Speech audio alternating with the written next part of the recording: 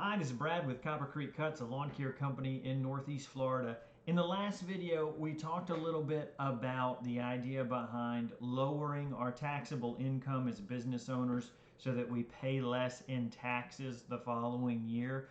We looked at why buying equipment might be a good way to do that, might be a bad way to do that, and we introduced the concept of self-employed retirement plans. Now, one employer 401ks is the term that we're going to use. That's what the IRS guidelines lump them under. So I want to use verbiage that's similar to what they're using. One participant 401k plans. I just had to cheat and make sure I was saying it right.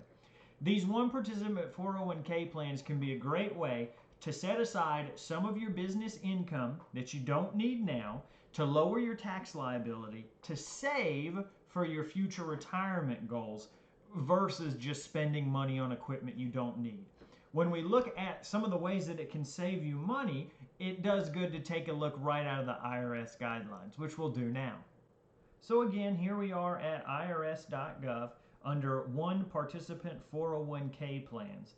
It'll give you some of the different names you might see them referenced as, and here's some of the contribution limits. So one of the good things about this type of plan is that you are both an employee and an employer in this plan. That means that the owner can contribute up to 100% of their compensation to certain limits, which you see here. So they give you some examples here, and it's going to depend on your own circumstances, but depending on your amount, you can make some pretty significant contributions to this type of plan. They do have contribution limit worksheets that would be pertinent to go over for yourself. If you're using some type of TurboTax, it'll compute those automatically. If you've got an accountant, they can help you figure out that kind of thing as well. But again, the reason why this is attractive is because of taking that money, buying equipment you might not need, you can put it in this 401k. You can reduce your tax liability by some pretty significant amounts,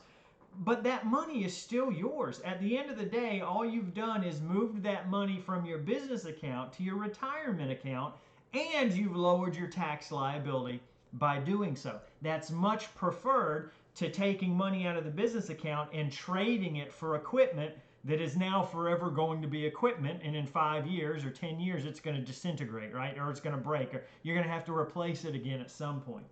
The other thing that's worth noting is that while that money is in that retirement account, depending on what you invested in, it can continue to grow. So if you have, let's say, $10,000 a year that you put in, and it grows at 10% per year, well, that first year you contribute $10,000. At the end of that year, it's grown 10%, so you have $11,000. Then the next year you put in another $10,000, so now you're up to $21,000. But it grows 10%. So now, and it continues on and on and on, this idea of compound savings, or how once the ball starts to get rolling on this, it can make you a lot more money than some other options that you might have.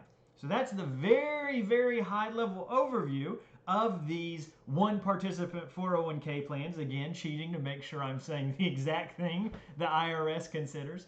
If you're interested in taking a look at a specific example of how you might sign up or start one of those, well, feel free to stick around for the next video in the series right here on Echo Means Business.